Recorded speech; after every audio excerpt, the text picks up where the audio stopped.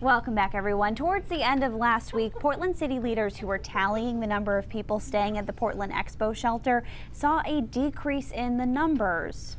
But the numbers jumped right back up over the weekend as another busload of folks came in.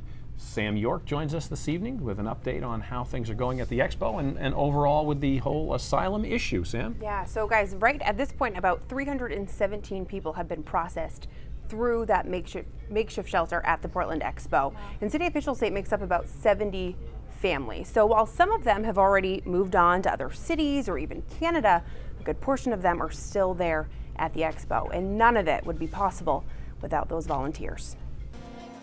Among the hundreds of asylum seekers staying here at the Portland Expo are dozens of volunteers working around the clock, cleaning, serving meals, and making sure these families have everything they need. I try to volunteer as much as possible because it's really helpful. Marcus Goodbody is one of the roughly 1,200 others dedicating their free time at the city's makeshift shelter.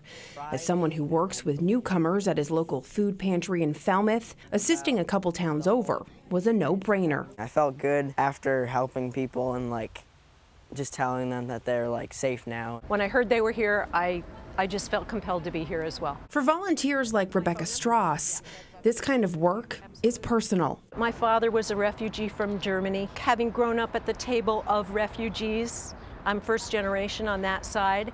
I just have a sensitivity to what people have been going through or have gone through. She spent all last week serving breakfast to the families. And soon, she hopes to be doing much more here. I've also been asked to help teach English over the summer.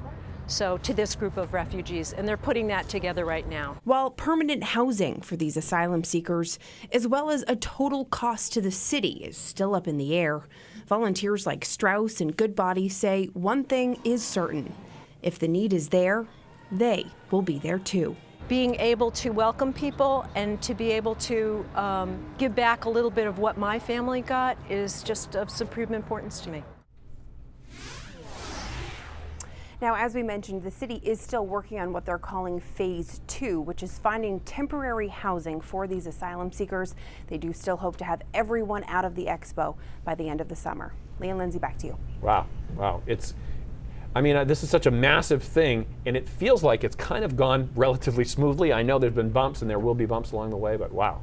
Right. A massive undertaking. And so many people stepping up to do so many different things, too. Yes. Some people opening their homes or wanting to, at least. So, Sam, thanks for staying on top of this for us.